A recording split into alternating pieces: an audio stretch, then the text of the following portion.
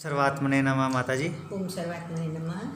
माताजी जदू कृष्ण मूर्ति के बारे में बताएंगे आप? क्या सवाल किया बेटा, क्या क्या किस विभूति को आपने याद कर दिया।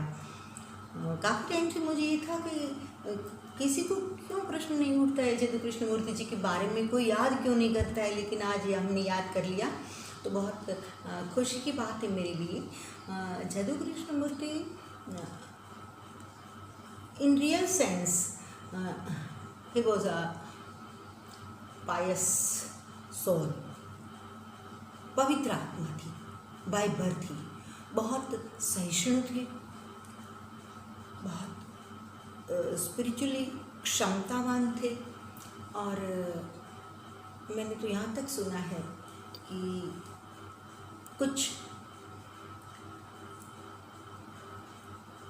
अध्यात्मवादियों ने जदू कृष्णमूर्ति की इनोसेंसी देखकर, उसकी निर्दोषता देखकर उसमें भगवान बुद्ध की आत्मा को उतारने का प्रयास किया था। डिटेल में कहने लगूंगी तो घंटे निकल जाएंगे, लेकिन परिस्थिति ये हुई कि ऑलरेडी वहाँ जदू की आत्मा तो थी ही अंदर, तो बुद्ध की आत्मा तो नहीं उतर पाई, लेकिन इन सारे आध्यात्मिक प्रयोगों की वजह से जदू कृष्णमूर्ति स्वयं एनलाइटन हो गए, प्रबुद्धात्मा हो गए।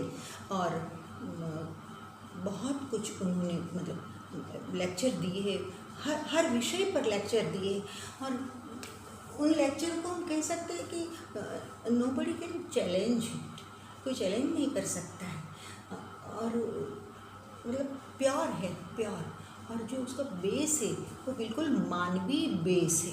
बहुत बड़ी बड़ी मतलब साधारण आदमी की समझ में नहीं आए ऐसी बात नहीं है उसमें, बहुत लौकिक धरातल पर उसने बात की है, और वे बातें सीधी सीधी हमको स्पर्श कर जाती है हृदय को, और सीधी सीधी वो बातें बढ़ते पढ़ते पढ़ते पढ़ते मनुष्य की एक समझ बढ़ा देती है, और सहजता से मनुष्य का अध्यात्म में प्रवेश हो जाता है।